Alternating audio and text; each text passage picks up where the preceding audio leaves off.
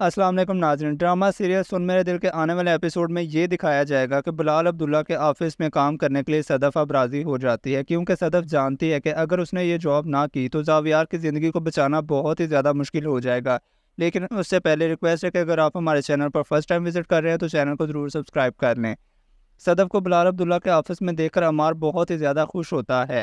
عمار سمجھتا ہے کہ اس کی تو لاٹری نکل آئی ہے، اور عمار کو ایسے ہی لگتا ہے کہ اب شاید آسانی ہو جائے گی اس کے لیے کہ وہ صدف کو پرپوز کرے گا اور صدف مان جائے گی، اور اس طرح وہ بڑی ہی آسانی سے صدف کے دل میں اپنی جگہ بنا لے گا۔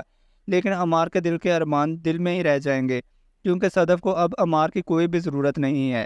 صدف کو اب اگر کسی چیز کی ضرورت ہے تو وہ صرف اور صرف پیسہ ہے، اور وہ بھی اس کے بھائی کے علاج کے لیے اسے چاہیے۔ ظاہر سی بات ہے، کوئی بھی لڑکی اپنے بھائی کو چھوڑ کر عشق محبت کے چکروں میں تو نہیں پڑے گی۔ جب صدف آفس میں آتی ہے تو رمشا اسے دیکھ کر بہت ہی زیادہ خوش ہوتی ہے، اور اسے کہتی ہے کہ تمہیں یہاں دیکھ کے میں بہت خوش ہوں، مجھے بہت خوشی ہوئی ہے، تم نے کہا تھا کہ تم نہیں آؤ گی۔ جس پر وہ کہتی ہے کہ میرے ابا بھی کہتے تھے کہ وہ نہیں مریں گے، مر گئے نا، اس لیے میرا یہ کہنا کہ میں آؤں یا نہ آؤں اس سے کوئی بھی فرق نہیں پڑتا، اور ویسے بھی مڈل کلاس لوگوں کی کوئی ایک زبان تو ہوتی نہیں ہے۔ یہ بات کہہ کر وہ آگے چلے جاتی ہے۔ پھر صدف کو بلال عبداللہ کے روم تک لے جایا جاتا ہے۔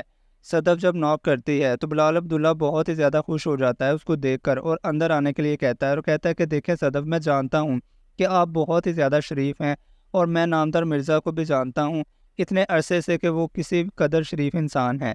آپ بالکل بھی فکر مت کیجیے، یہاں پر آپ کو کسی بھی قسم کی کوئی تنگی نہیں ہوگی، جیسا آپ چاہیں گی آپ اپنی مرضی کے مطابق یہاں پہ رہ سکیں گی۔ رمشا دل ہی دل میں بلال عبداللہ کا بہت زیادہ پسند کرتی ہے۔ بلال عبداللہ کی آنکھوں میں اتنی زیادہ چمک دیکھ کر رمشا بہت ہی زیادہ فیل کرتی ہے کہ دال میں کچھ تو ضرور کالا ہے، لیکن ابھی وہ اتنا کوئی بھی بات نہیں کرتی۔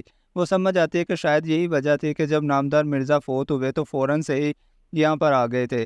خیر صدف کچھ بھی نہیں بولتی اور پھر باہر چلے جاتی ہے۔ رمشا کہتی ہے، آؤ صدف، میں تمہیں اچھا سے کام سمجھاتی ہوں، کیا کرنا ہے۔ اتنے میں ہی عمار آ جاتا ہے اور کہتا ہے، تمہیں یہاں دیکھ کر بہت خوشی ہوئی۔ صدف کہتی ہے، ہاں مجھے بھی بہت زیادہ خوشی ہوئی ہے۔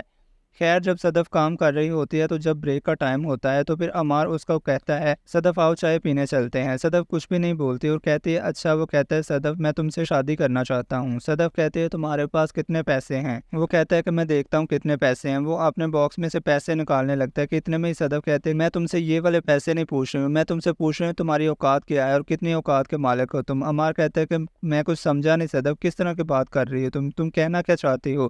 صدف کہتی ہے کہ میں اب موت کو نہیں جیتنے دوں گی کہ وہ زاویار کی جان لے لے، میں موت سے بھی لڑ جاؤں گی اپنے بھائی کے لیے۔ میں پہلے اپنے ابا کے بارے میں کچھ نہیں کر پائی، لیکن اب میں ضرور کچھ نہ کچھ کروں گی اپنے بھائی کے لیے۔ صدف کی یہ بہکی بہکی باتیں سن کر عمار بہت ہی زیادہ پریشان ہو جاتا ہے اور کہتا ہے کہ صدف یہ تم کیسی باتیں کر رہی ہو، تم نے ابھی تک ایسی بات نہیں کی تھی کبھی۔ وہ کہتی تھی کہ پہلے حالات بھی کچھ اس طرح کے نہیں تھے، میں ایسی باتیں کرتی۔ خیر یہ بات کر کے وہ وہاں سے چلے جاتی ہے اور دوبارہ کام میں مصروف ہو جاتی ہے کہ اتنے میں ہی رمشا آ جاتی ہے اس کے پاس اور کہتی ہے کہ کیا بات ہے، اور کہتی ہے کہ تمہارے درمیان کیا بات ہوئی ہے۔ تو وہ کہتی ہے کہ صدف کہہ رہی تھی کہ میری اوقات کیا ہے اور کتنی اوقات کا مالک ہوں میں، کتنے پیسے ہیں میرے پاس۔ رمشا کہتی ہے، وہ یہ سب کیوں کہہ رہی ہے؟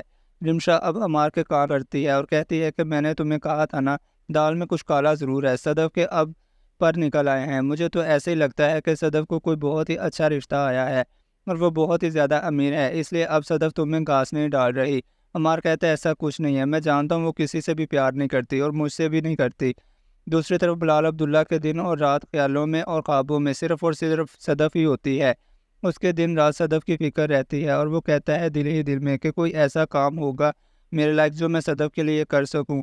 پتہ نہیں کیوں میرا دل یہ چاہتا ہے کہ صدف کو میری ضرورت ہے۔ تو ناظرین آگے اب اس کی بہت ہی پیاری سی لو سٹوری چل جائے گی، جس میں صدف کو اور بلال عبداللہ کی لو سٹوری چلے گی اور ان کی شادی بھی ہو جائے گی۔ جیسے ہی بلال عبداللہ صدف کو شادی کی آفر کروائے گا تو صدف مان جائے گی، لیکن صدف کی ماں بالکل بھی نہیں مانے گی اور رشتے کے لیے، کیونکہ وہ تو جانتی ہے کہ بلال عبداللہ ایک انتہائی گھٹیا انسان ہے جو کہ ہر وقت شراب کا عادی رہتا ہے۔ لیکن صدف کی مجبوری یہ ہے کہ وہ زاویار کو بچانا چاہتی ہے، وہ اپنے بھائی کے لیے کچھ بھی کرنا چاہتی ہے، جس کے لیے اس کو بہت ہی زیادہ پیسے چاہیے، اور تو اور بلال عبداللہ کے ریفرنس سے اس کے بھائی کا علاج شروع ہو جائے گا۔ صدف کی ماں اس کو بہت سمجھائے گی کہ یہ تم کیا کر رہی ہو، تم یہ شادی مت کرو، ایک بہت ہی گھٹیا انسان ہے۔ لیکن صدف کہے گی، گھٹیا وہ نہیں، گھٹیا ہماری سوچ ہے اور گھٹیا ہماری ضروریات ہیں، جس کی وجہ سے ہم یہ سب کچھ کریں گے۔ تو دوستو آنے والے ایپیسوڈ میں مزید کیا ہوگا، جانکاری حاصل کرنے کے لیے ہمارے چینل کو سبسکرائب کریں۔ مزید ڈرامہ ریویوز کے لیے آپ دیکھتے رہیں ہمارا چینل AR ڈرامہ ریویوز۔ ملتے ہیں نیکسٹ ویڈیو میں، تب تک کے لیے اللہ حافظ۔